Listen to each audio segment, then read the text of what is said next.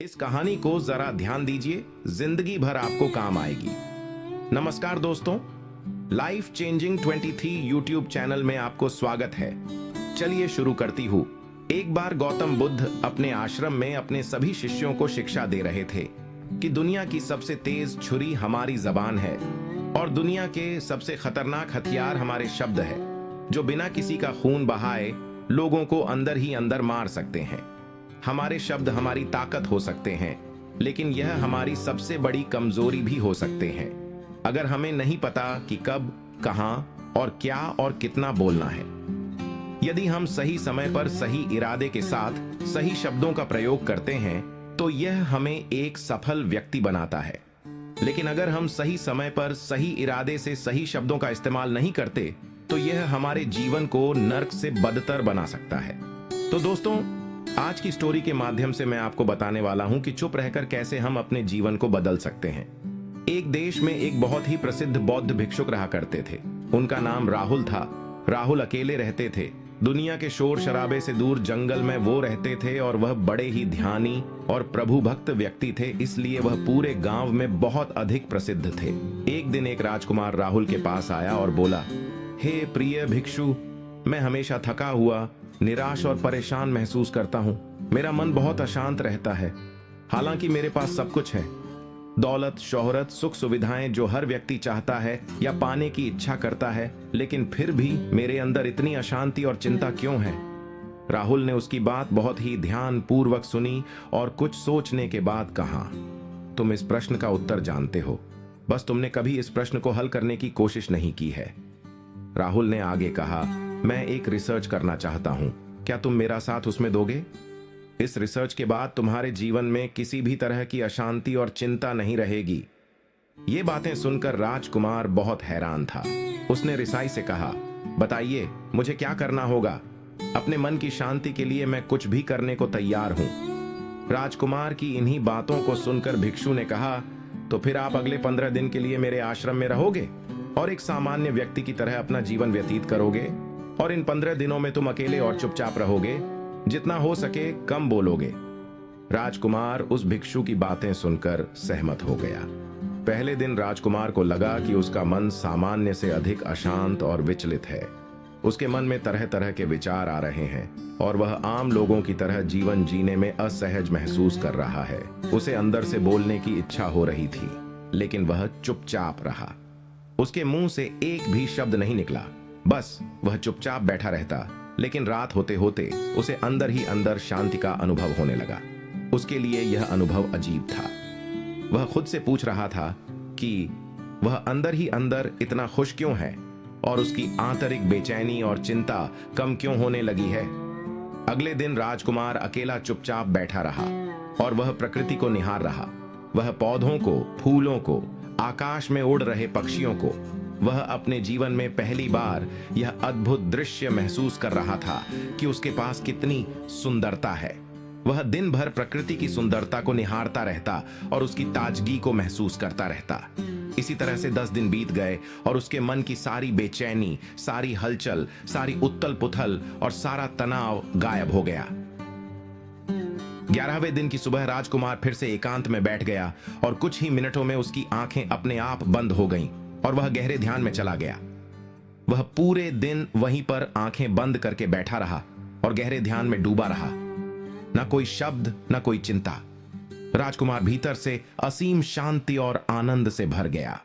राजकुमार अपने बाकी के 4 दिन इसी तरह गहरे ध्यान में व्यतीत करने के बाद 15 दिन बाद राहुल के सामने प्रस्तुत हुआ और राहुल को प्रणाम करके बोला, प्रिय भिक्षु, मुझे उत्तर मिल गया कि मेरे मन में इतनी उथल पुथल और चिंता क्यों थी। मैं जान गया कि मेरा मन इतना अशांत और विचलित क्यों था। राहुल मुस्कुराते हुए पूछा, बताओ क्या उत्तर मिला तुम्हें? राजकुमार ने कहा, मैं आवश्यकता से अधिक बातें करता था। मैं किसी पर भी अपने शब्द और ऊर्जा व्यर्थ करता था। मैं दिन भर अपने लोगों से फालतू की बातें करता रहता और फिर उन्हीं के बारे में अकेले में सोचता रहता और ज्यादातर समय नकारात्मक ही सोचता रहता। इस तरह मैं बस अपना समय बर्बाद कर रहा था। ज्यादा बोलने और नकारात्मक सोचने की वजह से मेरा मन अशांत और बेचैन हो गया था और इसी वजह से मैं किसी भी काम को ठीक से नहीं कर पा रहा था, जिसकी वजह से मैं हर काम में असफल होने लगा। और फिर इन्हीं लगातार मिलने वाली असफलताओं की वजह से ही मैं और भी उदास और चिड़चिड़ा हो गया। इन्हीं सभी चीजों की वजह से मेरा जीवन नष्ट हो रहा था, लेकिन यहाँ पर बिताए हुए 15 दिन मेरे लिए पूरी तरह से अलग थे। मुझे कुछ अलग ही एहसास यहाँ पर हो रहा था। अब मुझे ऐसा लग रहा है मैं अपना जीवन पूरी तरह से जी रहा हूँ, लेकिन इससे पहले मैं अपना जीवन गलत तरीके से जी रहा था। और मैंने यह भी सीखा कि हमें सिर्फ ध्यान करने की जरूरत नहीं है। ध्यान अपने आप होता है जब हम इस शांत और मौन होते हैं। ध्यान के पिछले कुछ दिनों के दौरान मैंने जो पहली चीज सीखी वह यह है कि मनुष्य के जीवन के सबसे महत्वपूर्ण घटना स्वयं को जानना है। ये सुनकर राहुल ने कहा, सिर्फ तुम ही नहीं, दुनिया में ज्यादातर लोग जरूरत से ज्यादा बोलते हैं। आज भी लोग ज्यादातर समय केवल एक दूसरे को नीचा दिखाने के लिए ही बोलते हैं। कुछ लोग न चाहते हुए भी बातें करते हैं और अपना जीवन बर्बाद कर लेते हैं। राहुल ने राजकुमार को चुप रहने का महत्व समझाते हुए कहा। एक बार गौतम बुद्ध से उनके शिष्यों ने पूछा, प्रिय बुद्ध, आप ज्यादातर समय चुप क्यों रहते हैं? बुद्ध ने कहा, क्योंकि चुप रहने से व्यक्ति अंदर से अनंत शांति की गहराइयों में होता हूं।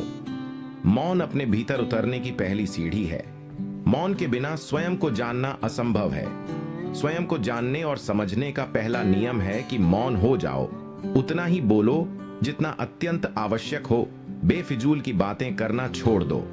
तुम अचानक पाओगे कि 90% से भी ज्यादातर लोग व्यर्थ ही ज्यादा बोलकर अपना समय बर्बाद कर रहे हैं।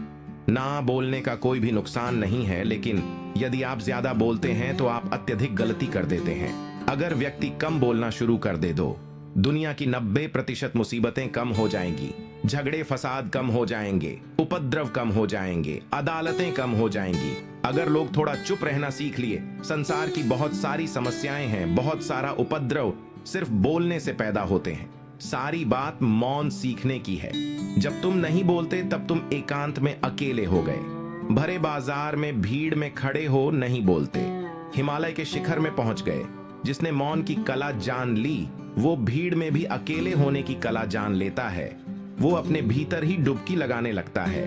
एकांत में तो आदमी स्वर्ग में है, दूसरे की उपस्थिति ही बेचैनी पैदा करती है। पहले तुम्हें चुप रहने की शक्ति को धारण करना होगा। इससे तुम अधिकतर ऊर्जा को बचा लोगे और फिर इस स्थिति में पहुंच जाओगे कि तुम कम बोलने लगोगे। अगर तुम किसी के यहां पर जा रहे हो और परेशान हो जाओ, तो ऐसे में उचित है कि आंखें बंद कर लो और अपने में खो जाओ। वहां से आपको ताजगी महसूस होगी, क्योंकि तुम्हारे अंदर ही जीवन का वो स्रोत छिपा हुआ है, वह किसी दूसरे में नहीं है। इसके बाद राजकुमार उस राहुल से पूछते हैं, आखिर कौन हमें अपने अंदर तक लेकर जाएगा? ये बातें सुनकर राहुल बुद्ध कहते हैं, तुम्हें स्वयं ही अपने अंदर उतरना होगा और वहीं से परम राज्य जीवन का आनंद ले पाओगे। आनंद का यहीं से जन्म हुआ है, यहीं से तुम मौत में डूब जाओगे। यही तुम्हारा सूरज उदय होगा और यहीं से अस्त होगा। इसी प्रकार तुम बार बार डुबकी लगाओ।